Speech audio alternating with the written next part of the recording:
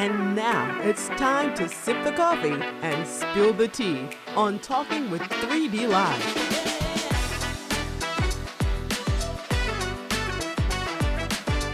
Here's your host, Derrick Dixon. Welcome everybody to another exciting episode of Talking with 3D Live. I'm your host, Derrick Dixon, and this is where we always sip the coffee and spill the tea. Listen, I have some exciting guests with me today. Lakeisha and her son Kyrie are here today with me. But before we get started, do me a big favor. Make sure that you hit the subscribe button. Click it, love it, share it, do all those things. Make sure that all your friends and family are watching Talking with 3D. Also, I just want to tell y'all thank you. Thank you for just joining in and being a part of Talking with 3D. This has really been a great journey and we just want to continue on. So please make sure that everybody knows about Talking with 3D and iRose Film Production. But today it's all about my new friend here, Kyrie. Kyrie, nice to meet you. Nice to meet you Nice too. to meet you, Lakeisha. Thank you for joining in and bringing Kyrie with you today. Thank you. And I just want to just talk just a little bit about you, if you don't mind. Of course. First off, I just want to tell my listeners, because Kyrie, you are on the autism spectrum. Yes. And this is a kickoff to, April is Autism Awareness Month. Correct. So I just want to tell everybody just a little bit about what autism is. In 2025, the CDC estimated that approximately 1 in 36 children in the United States are diagnosed with autism spectrum disorder, an increase from previous years. And then the average age of autism is around 4 years old. Boys are diagnosed with autism 4.2 times more than girls. Also, 73% of autistic students that are in the U.S. in high school, they do leave with diplomas. So a lot of people didn't know that our autistic children, they do graduate with diplomas. Also, another thing that people really did not understand is that autism is most commonly among Asian and Pacific Islanders. Because a lot of times, and the reason that I'm saying that, and not to single anyone out, but a lot of times we always think it's in the Black community. So this stereotype is that a lot of our Black boys and girls are the highest rate with autism. So, we have to do our facts. We have to do our research and really find out where autism, how we fall into it. Not to say that, Asians and Pacific Islanders are more diagnosed with autism, but that's the CDC facts as of 2025. So that's just a little history. If you want to look it up, look up the CDC and find out for yourself. But right now, we're here to discuss Kyrie and the great things that he is doing. Yes. So Kyrie, I'm going to tell everybody, my audience, my listeners, a little bit more about you. You are a rising filmmaker. Yes. Breaking barriers in the film industry. 20 years and proving nothing can stop you, not even autism. You started as a production assistant, intern in the movie The Christmas Room with LoJai Films. LoJai Productions. LoJai, LoJai Productions. Yes. And then you also appeared as a jogger in a short film, The Abductors Trail. Yes. So, and then I'm going to talk a little bit more about your own that you're doing, but we'll talk a little about that. Okay? Yes. So, tell me, Kyrie, how did your journey start in film production? It basically started, I would say around it started when I was in high school, around 11th grade. Mm-hmm. I've always wanted to do this since I was 12. I would watch TV and be like, oh my God, I want to see myself on there or see what I could do. And then, once I got in 11th grade, I said, I'm really going to try to pursue this. And my mom, she knew this is what I wanted to do. And Okay. I got in through a program through Lolita, what's her name? Her name was Lolita. She was Shepherd. She was a friend of Miss Mignon, Mm-hmm. and she had let Miss Mignon know that I have a friend here that's into making movies and things like that. And she was like, you know what, we could give him a chance on our movie that we're currently in the middle of filming, The Christmas Room. Right. and they were half through the movie already, and that's how I got on to be an intern to be a boom operator. Okay. And I did an amazing job. Miss Mignon, and she just says it now, like everyone fell in love with me the first day. So Yeah. it was really nice to know that I was surrounded by good people. Yeah. Things like that. Yeah. Today's episode of Talking with 3D Live is brought to you by iRose Films. iRose Films photo booth will capture every special event, from birthday parties, weddings, baby showers. They also specialize in 360 booths, also videography. So please make sure that anytime that you have a special event, contact iRose Films, irosefilms.com. Let me ask you something, Kyrie. When you grow up or you hear this word autism, what do you think of the word autism? Because we always ask the parents. Yeah. What do you, as a person having autism, what do you think of the word? I think being labeled as autism, it's something, it's a gift that you're given. Like, that's something that a lot of people don't have. So I just think when people are labeled as that, they may, and like I've said before, like they get bullied behind things like that. So I just think that it's a positive outlook, because a lot of people, even regular people, no offense to people out there, but they can't do a lot of things that autistic people can do. So I just think that, from what I'm gonna say, is don't judge people just because you don't know who they are, what they might. That's right. Yeah. That's right. Let me ask you a question. Let me ask your mother a question. When did you find out that Kyrie was autistic? Well, it was a long journey, because I knew at the age of 8 or 9 that it was something going on, but I couldn't pinpoint it.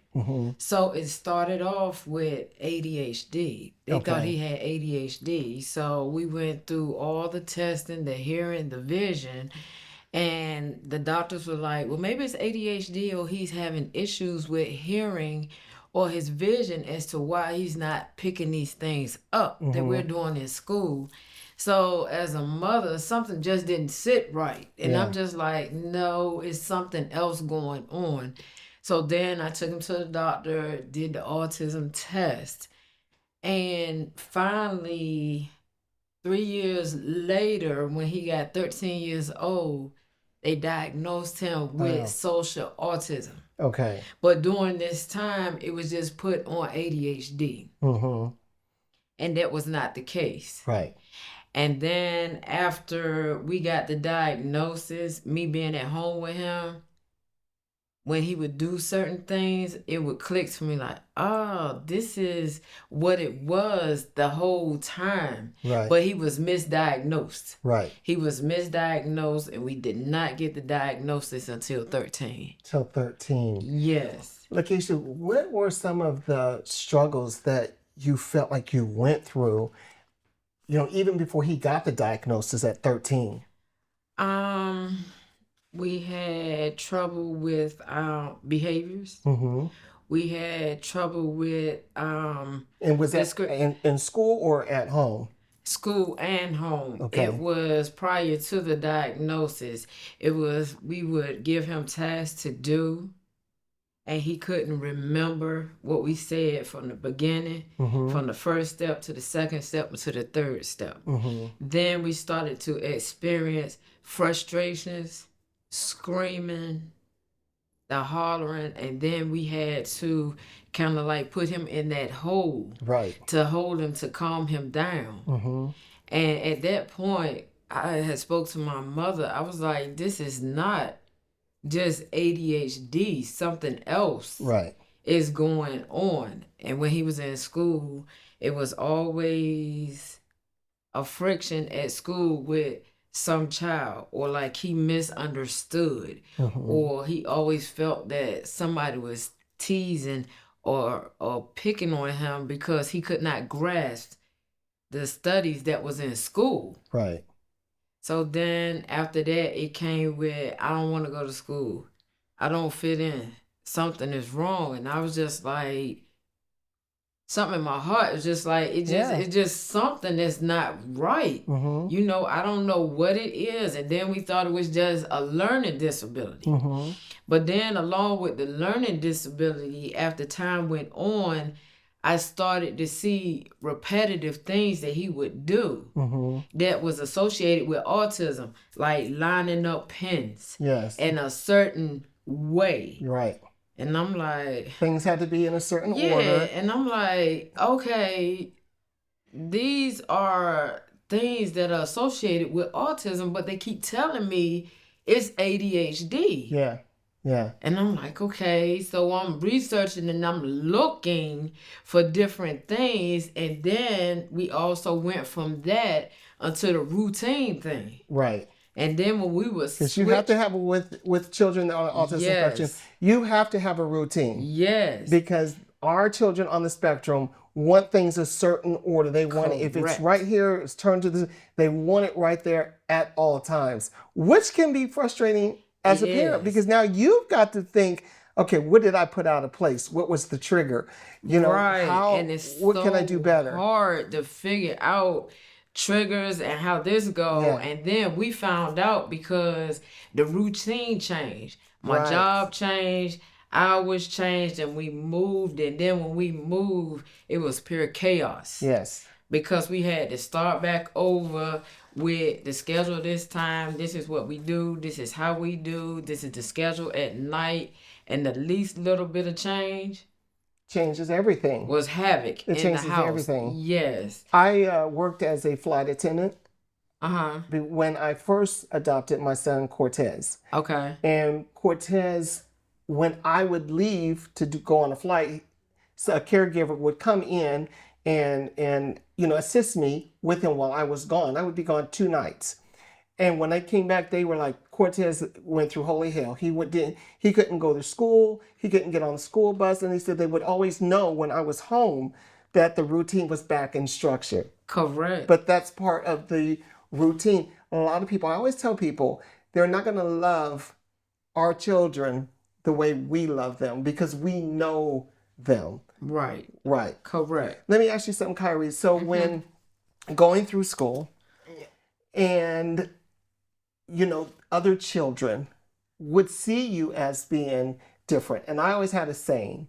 I always said, don't call me different. I just do it differently. Yeah. Did you see it as that I'm not different. I just do things differently? I would say like, well, like kind of what she was saying, like it was kind of bullying basically. Like, like me, I have high functioning autism, so I'm unique. So some of them knew and some of them didn't. But I just think that goes back to what you were saying. Like it was kind of hard for me because I didn't know like, why am I being treated differently, or why are people picking at me, or why am I the only one getting picked at, you know, even though that wasn't the case, but I was the target all the time. So I just didn't like, you know, comprehend what was happening. And I think it was kind of his perception on certain things, because I know for him, some kids with autism, they had a perception disorder. They don't understand quite everything. Yes. And in school, children can be mean because you're a little different. Right. And you may, I don't know if this is the correct term, but have different little quirks as children with autism. It could be the hand flaring. It could be the looking back and forth. And I think as he was going through school, they kind of figured, oh, he's staring at us, but actually he's was not. Right. It's just, I'm looking, but my mind is somewhere else. That's right. And it was hard, like when he couldn't pick up things that they were reading in school. And of course, he had the social autism, so he could not adjust to the peer cues. Right. So his schooling was very challenging since probably like 8th grade. Okay. It was very challenging for him. it was stressful for the family as well, because we were trying to make him understand or accept that children are mean. They're going to bully And because they of don't fact. understand. Well, we have a lot of parents. We have a lot of parents out there that don't have knowledge Correct. of autism themselves. So for them to educate their children about Kyrie is in your class, he's on the autism spectrum, and this is why he may do other things. So they don't have that knowledge in order to educate Correct. their children. And that's probably why they were saying those things. Exactly. I mean, they were kind of bullying because they didn't know. And I'm going to say this: we have a lot of people in the education, system that we have to find the right one in order to work with our children, because Correct. otherwise, you're not going to get the services that you need. Let me ask you this, Lakeisha: have you found services for yourself? Have you found a support group for yourself? No, actually not a support group that goes through with autism, but I did have to take some therapy for myself to be able to deal with it emotionally, because it was very, very draining. It was very difficult for me for a lot of years. It was hard for me to accept, because I couldn't understand, like, why? Did you blame yourself? Yes, I absolutely did. And I couldn't understand, like, why my son? I did everything that I was supposed to carrying him. And it was difficult for me to accept it, address it. And I had to seek therapy for myself to get past it and realize it's not me. It's not you. And I think that I'm so glad that you even said that, because there's a lot of parents, a lot of mothers, I should say. Yes. Fathers go through the denial of the fact that I will never be able to walk my daughter down the aisle. I'll never see my son play football. Mothers go through, why me? Yes. What did I do? Right. So there's that difference. So you have to, as far as just know that a lot of times, and I don't know where your faith is, but you were chosen because someone needed to take care of Kyrie. You were chosen for this moment. Yeah. And you have to know that, it takes a certain person. It really does. And we keep thinking, me as a father, I adopted my child. I did not even know what the word autism, never heard of the word autism until I adopted my son. Before y'all even got here, he had an episode.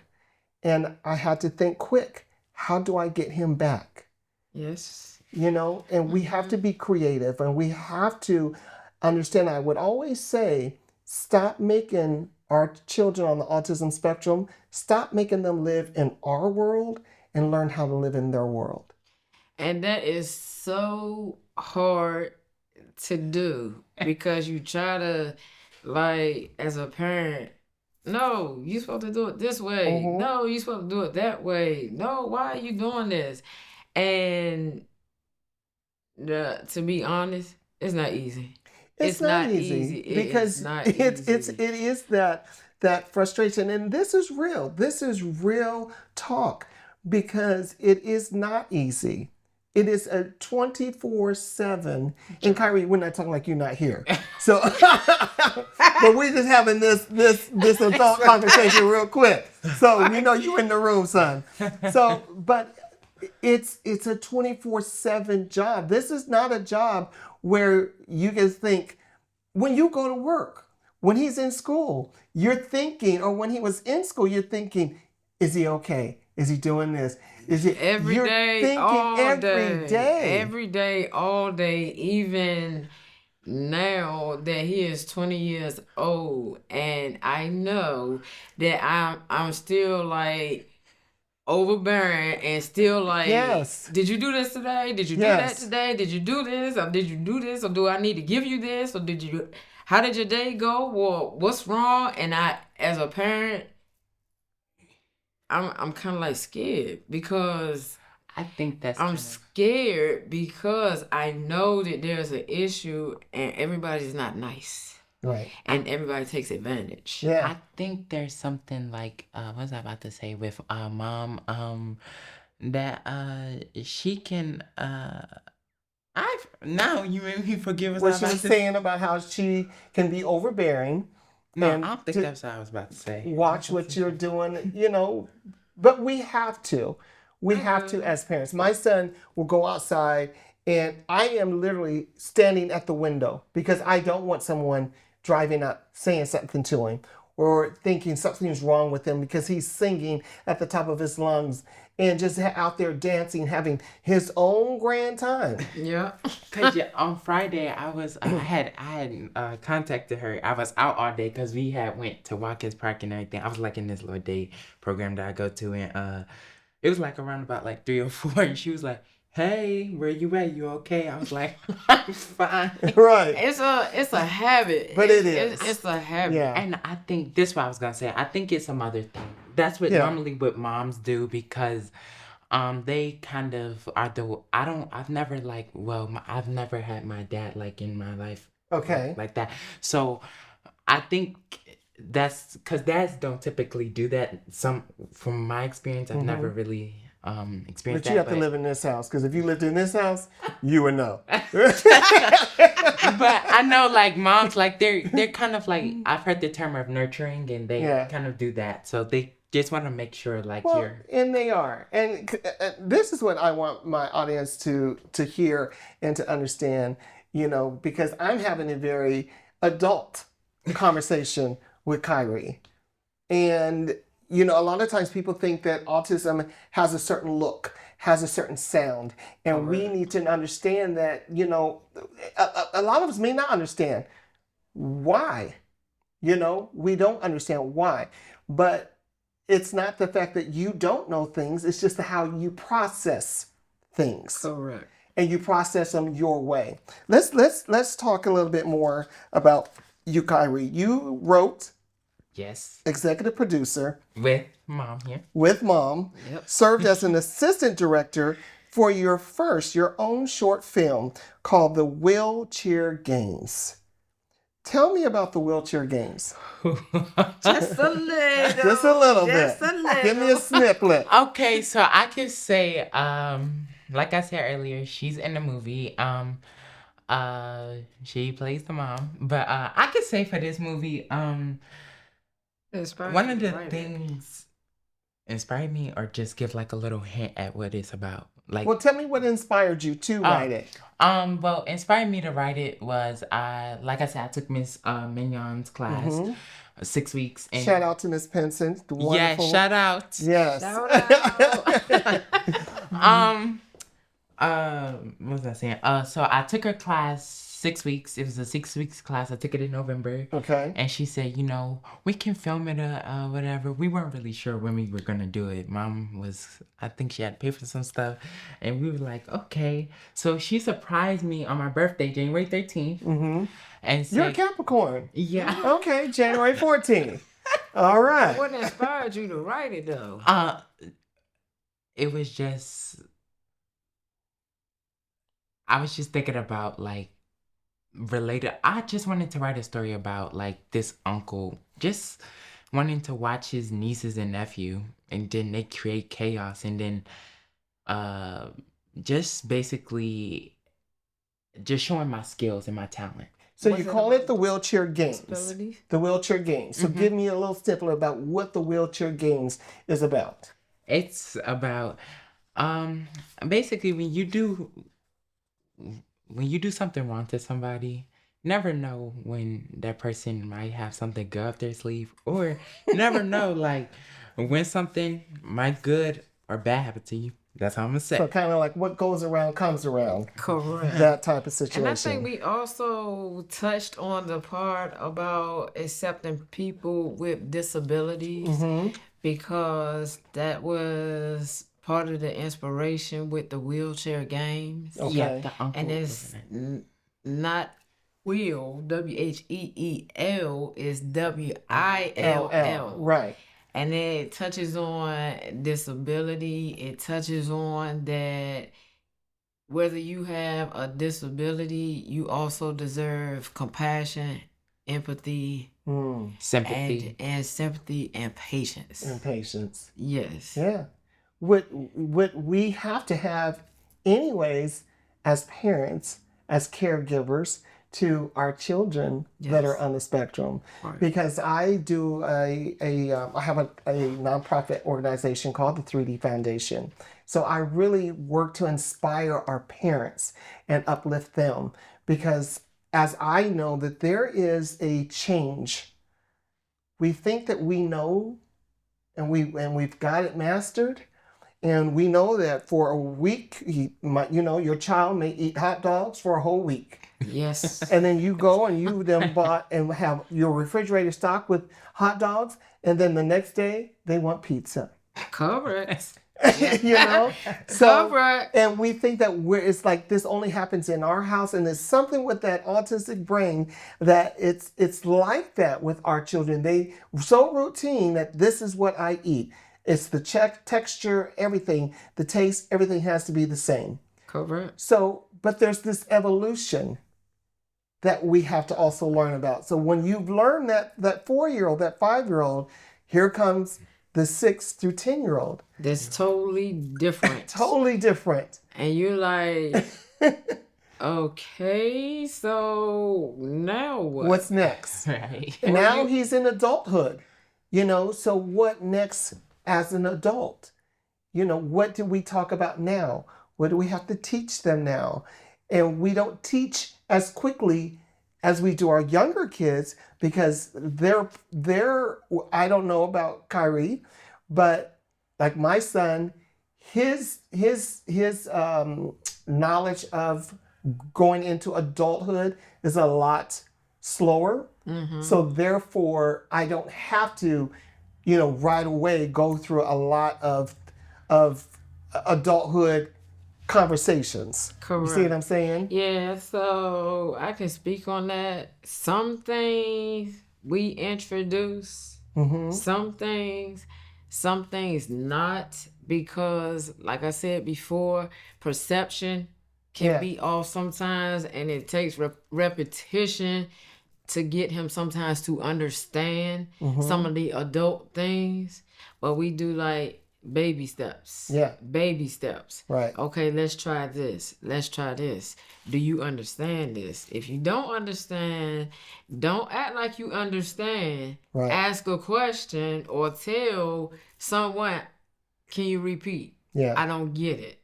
And I think that's a challenge, just I'm speaking for my son, is that he feels a sometimes sense of embarrassment to tell someone with his age group or even older, I don't understand. Yeah. Can you explain it to me? And I try to put myself in his shoes, and I get it. Right. But however, if you don't understand, be like, I don't get it. Can you explain again? Right. And that's how you have to move from that. But far as throwing him all the way out this in the adulthood, No, ma'am. absolutely. I mean, no, sir. Yeah. Absolutely not. It's baby steps. Yeah. Kyrie, Yes. You also are going to be featured in the magazine, Yes, LV Magazine. LV Magazine. Are you excited about that? Yes. So, Kyrie, what do you want our listeners, our audience to know about autism? I just want them to know, like,